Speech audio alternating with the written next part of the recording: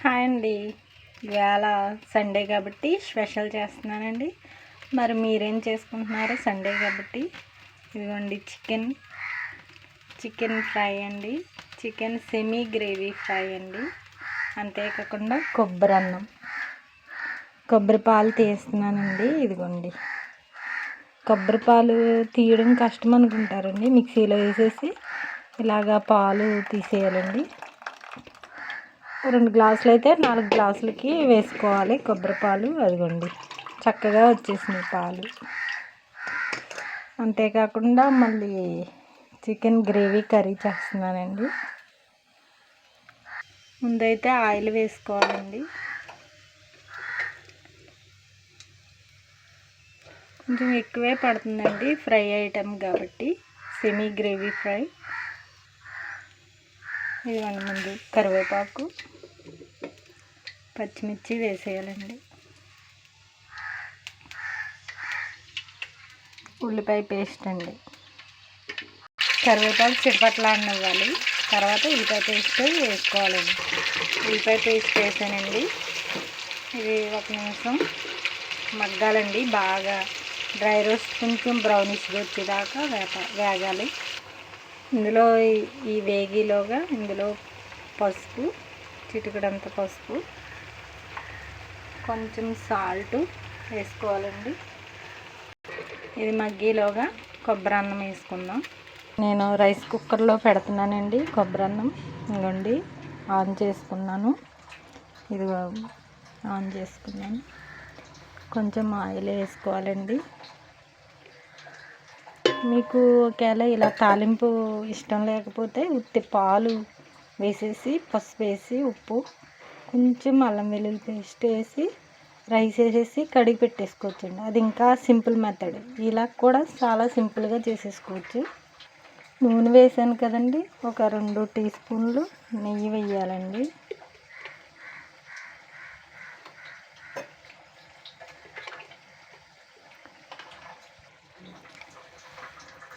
ఇలాగా ఒక్కొక్కరు ఒక రకంగా చేస్తారండి. నేనైతే ఈ టైప్లో చేస్తాను. ఇక్కడ చికెన్ మగ్గుతుంది. ఈ లోపల కొబ్బరి అన్నం వేసేసుకుందామండి. జీడిపప్పు వేగిపోయినాక, ఇదిగోండి, జీడిపప్పు వేగిపోయినాయి. హోల్ గరం మసాలా వేసేద్దాము. పలావ్ దినుసులో వేసుకోవచ్చండి. లేకపోతే ఈ మీకు ఇష్టం లేకపోతే స్కిప్ చేసేయచ్చు. ఇది అయినాక కొంచెం కరివేపాకు అండి, ఉల్లిపాయ, పచ్చిమిర్చి ఇవి కొంచెం వేగాలి. ఇవ్వండి, కొంచెం వేగినాయి కదా. ఒక టీ స్పూన్ అల్లం వెల్లుల్లి పేస్ట్ అండి. ఇష్టమైతే వేసుకోవచ్చు, లేకపోతే ఇది కూడా అక్కర్లేదండి. ఉత్తి కొబ్బరి పాలు, పసుపు, ఉప్పు వేసుకుని కడిగి పెట్టేసుకుంటే కొబ్బరి అన్నం చాలా అలాగా బాగుంటుందండి, ఇలాగా బాగుంటుంది. ఇందులో కొంచెం మసాలా దినుసులు కొంచెం ఘాటుగా ఉంటుంది. కొబ్బరి పాలు ఎప్పుడు బాగా చిక్కగా తీసుకోకూడదండి, కొంచెం పలచగానే. ఇప్పుడు 2 గ్లాసులకైతే 3 చిప్పలు సరిపోతాయండి. అంటే బాగా చిక్కగా వచ్చినా ఎగుటు వచ్చేసి మనం తినలేమండి. అందుకని అలాగే మనం రైస్ని బట్టి కొలతగా తీసుకోవాలి. ఇప్పుడు ఉల్లిపాయలు వేగిపోయినాయి కదా, పసుపు వేద్దామండి. మీకు పసుపు అక్కర్లేదు, కలర్ అక్కర్లేదు అనుకుంటే వేసుకుంటే చాలా మంచిదండి, ఆరోగ్యానికి మంచిది. పసుపు యాంటీబయాటిక్ కదండి, వేసుకోవడం చాలా మంచిది. కలరింగ్ కూడా చాలా బాగుంటుంది.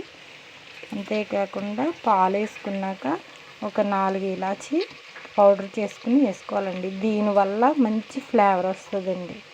ఇప్పుడు మీరేమీ వేసుకోకపోయినా ఓన్లీ పాలల్లో ఇవి 4 చితక్కొట్టుకుని, ఉప్పు వేసుకుని, లైట్గా పసుపు వేసుకుని, బియ్యం కడిగి పెట్టేసుకుని ఇందులో పెట్టేసుకోవచ్చండి. అది ఇంకా సింపుల్ మెథడ్. మా ఇంట్లో అయితే కొంచెం ఇలా తింటారని ఇలా చేస్తున్నానండి. ఈ టైప్లో చేసుకోవచ్చు, అలా కూడా చేసుకోవచ్చు. మగ్గిపోయిందండి, పాలు వేసేసుకుని 2 గ్లాసులు చేస్తున్నాక ఇది 1 గ్లాసు, 4 గ్లాసులు వేసుకోవాలి. ఇది 1 గ్లాసు వేస్తాను. ఇంకొక గ్లాసు వేసానండి, ఇది 1 గ్లాసు. ఇగోండి 4 గ్లాసులు వేసాను. సాల్ట్ వేసుకోవాలి సరిపడా. నేనైతే 2 స్పూన్లు వేస్తున్నాను, మీ టేస్ట్కి తగ్గట్టు వేసుకోండి. ఇదిగోండి చికెన్ కర్రీ, గ్రేవీ కర్రీ. ఇదిగోండి అల్లం వెల్లుల్లి పేస్ట్ వేస్తున్నాను.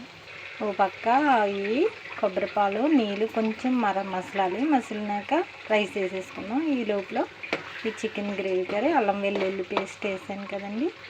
తర్వాత కొంచెం ధనియాల పొడి, జీలకర్ర పొడి, గరం మసాలా వేయాలండి. ఇదిగోండి ధనియాల పొడి, గరం మసాలా వేసాను. ఇది కొంచెం వేసాను.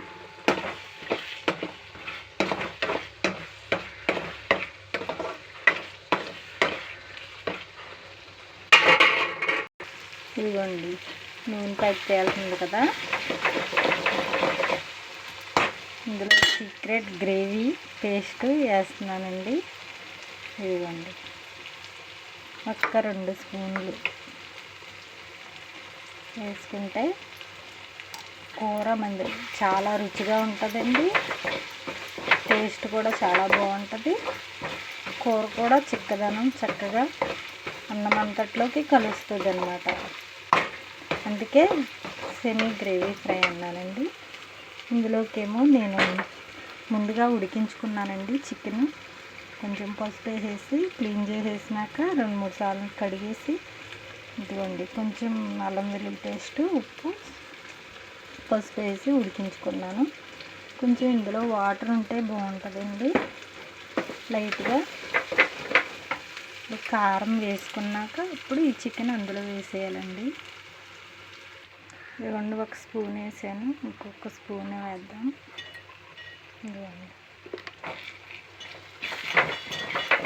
మీరు కావాలంటే ఇంకొక స్పూన్ వేసుకోవచ్చు. నేనంటే పచ్చిమిర్చి కూడా వేసాను కదా అని కొంచెం తగ్గించి వేసాను. కొంచెం కారం వేగేదాకా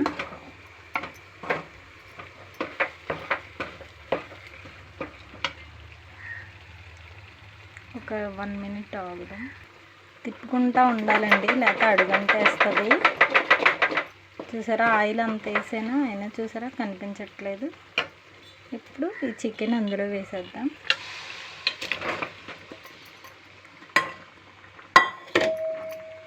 కొంచెం నీళ్ళు ఎగిరేదాకా ఉంచి అప్పుడు ఇంకా దించేసుకోవడమేనండి. చూపిస్తాను మళ్ళీ. ఇదిగోండి ఇలా మగ్గుతుంది కదా, మూత పెట్టుకున్నాము. ఒక 2 మినిట్స్ 3 మినిట్స్ మగ్గనివ్వాలి. ఇందులో ఇంకా వాటర్ ఏమి వేసేది ఉండదు, ఇలాగే దగ్గరికి అవుతుంది. కొబ్బరి నీళ్ళు మసులుతున్నాయి కదా, ఇదిగోండి కొబ్బరి నీళ్ళు మసులుతున్నాయి కదా. ఇప్పుడు రైస్ వేసేసుకున్నానండి.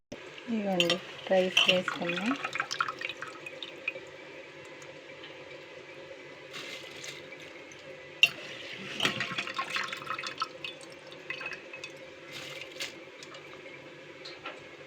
ఇదిగోండి రైస్ వేసాను, చూసారా ఎంత కలర్ఫుల్గా ఉందో. ఇప్పుడు ఇందులో సీక్రెట్ ఏంటంటే ఇదిగోండి 4 ఇలాచి. ఇదేనండి ఫ్లేవర్ అంతా, దీనికి మంచి ఫ్లేవర్ని ఇస్తుంది. ఎప్పుడైనా సరే వేలక్కాయ వేసుకోవడం మర్చిపోకండి.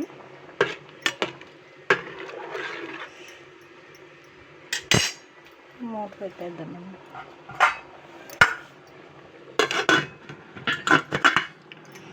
ఇదిగోండి సెమీ గ్రేవీ ఫ్రై అండి ఇది.